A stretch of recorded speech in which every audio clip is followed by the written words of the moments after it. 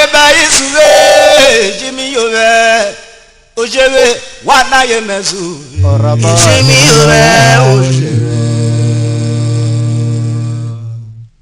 wana Ayemesuvwe Jimmy Ove Ojewe wana Ayemesuvwe Jimmy Ove Ojewe o mama ri roro aye jari o ajare wo sure lilo yo mama ru jebro aye buru ajare wo sure yo wana Ayemesuvwe Urhobo Jimmy Ove Ojewe ikoro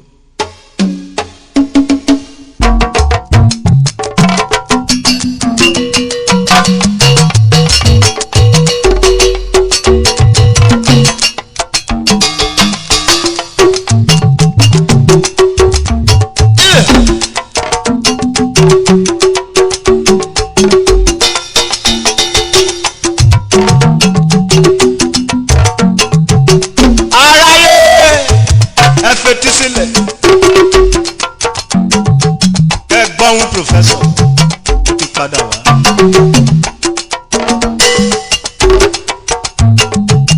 Òkú lápò yẹra pọ̀ kí n gbọdọ̀ kẹ́nẹ̀ ànúwọ̀ mìíràn náà yẹrọ ìṣúwọ̀. Bọ́dé tó bọ́dé ayẹrẹ ìṣúwọ̀ àyìnà bèjì rí ẹ̀sùn òwúrà rà. Èjè kùbì ká yẹrọ ní ọ̀ṣà ẹ̀rẹ̀ sùn. Ode yẹn akọ yìí.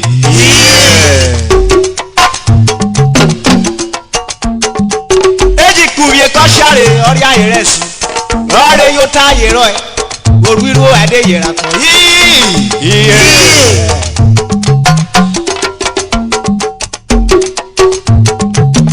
Ayemesuvwe Jimmy Ove Ojewe Ayemesuvwe Jimmy Ove Ojewe.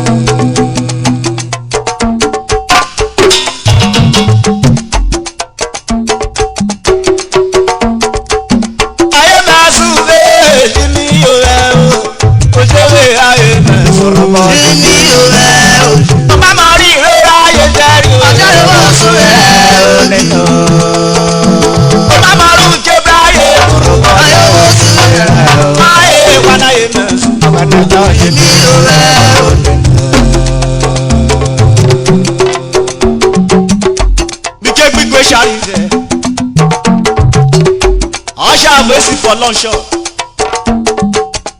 teto koro ye iru ovo ya iru e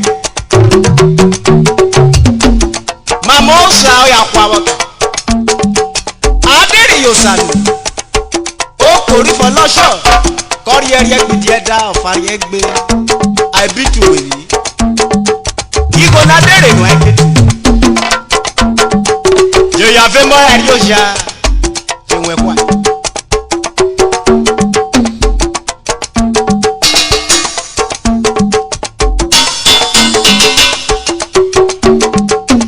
Ìfọlọ́ṣọ́ ọdẹ wà kùsọ̀ṣọ́ ọdẹ ọgọ̀gẹ̀nẹ̀ ní ìfowópamọ́ mi jẹ́rìí o bọ̀bẹ̀ púpẹ̀ ọyọ kùsọ̀ṣọ́ yàyẹ̀rọ̀ ọyọ ọgọ̀gẹ̀nẹ̀ lóde. Okori fọlọ́ṣọ́là tẹ́tà yẹrọ ẹ̀ àìpí ṣọ́ọ̀ṣì àìpí gbé ya ìdíje mùsùlùmí.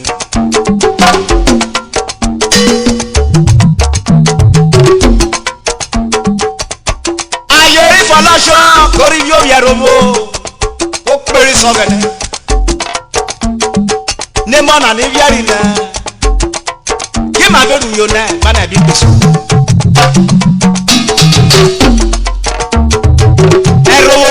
Ọ̀nà biko Joshua mena yuta mi. Ọ̀gẹ̀nẹ̀ kò yẹ̀rù wọ̀. Ẹ̀dẹ̀bùtẹ́rẹ́ àyífọ̀lọ́ṣọ́ kó níṣọ̀bù tuwe kórí pèkì. Kọ́rẹ́dẹ̀ màmọ́ ẹ̀ àwẹ̀ bush meat. Wúdi ọ̀dẹ́mú yóò wúdi ẹ̀sẹ̀. Kórí wọ́n kéré mu fíà. Fọlọ́ṣọ́ wọ́n tuwe. Ayẹ̀rẹ̀ kan náà bò ń gbà mí kẹ́ ọkọ̀ nù. Ọfà mi kú ọ, ànọ́ṣà ẹ̀kọ́ rẹ̀.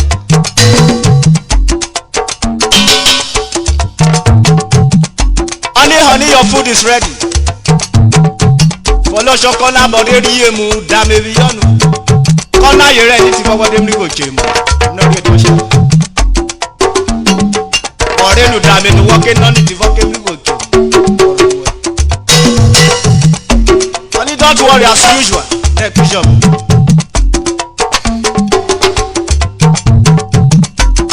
Folosho corner share ni honey. Can I speak to you? To tell the bishop. Honey, yes, you can speak to me. Kofwele, opa Urhobo yana.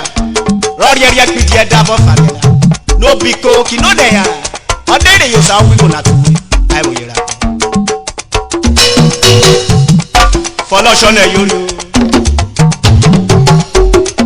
Emera korire kare kosaka. Folosho ko wi go re ko motu. Ko sayo eni honey. Na very you sorrow. Ayere ku praise the Lord. Gari go la pekera. Go beke. Go work for Folosho. Ono shari o ma bi o. Go be yen kefu. Ono ya chawori. E kefu kiko. Ko so sha e. Kare ri o yi bank.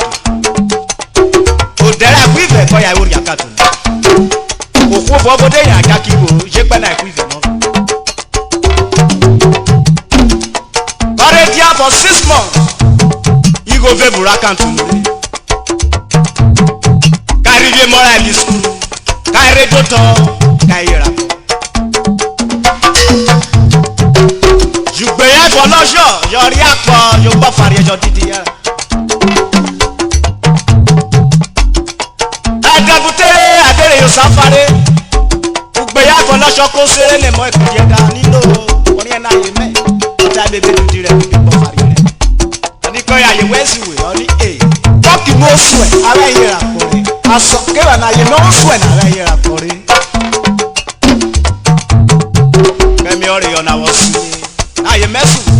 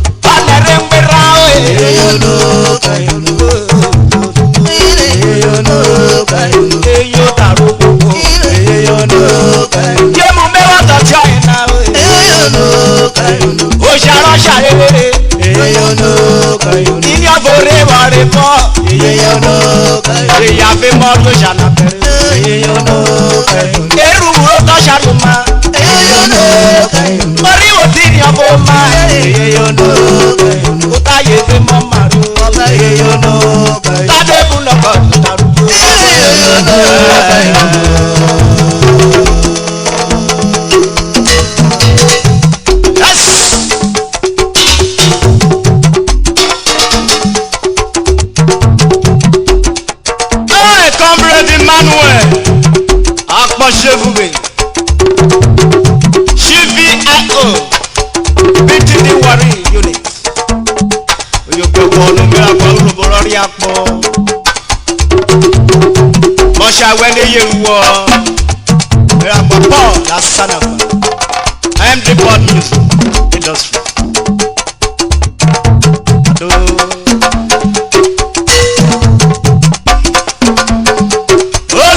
Jonathan Olobesi. Yeke amanamo. Yafotu of Abracatu.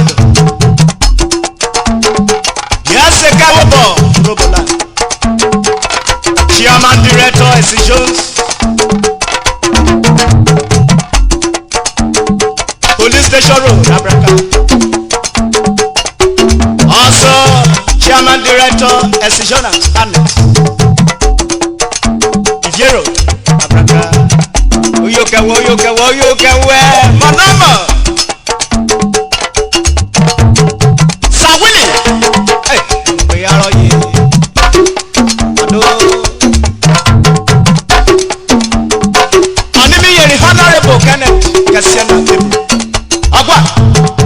Secretary Chairman Ugeleno. Bumiragwa, Honorable Prince Eric Warusi, Vice Chairman National Union of Road Transport Workers, Union of Mel Boto Wado. Ayemesuvwe, Jibiyora, Ojebe, Ayemesuvwe, Urhobo, Jibiyora, Ayemesuvwe, Jibiyora, Ojebe, Ayemesuvwe, Urhobo, Jibiyora.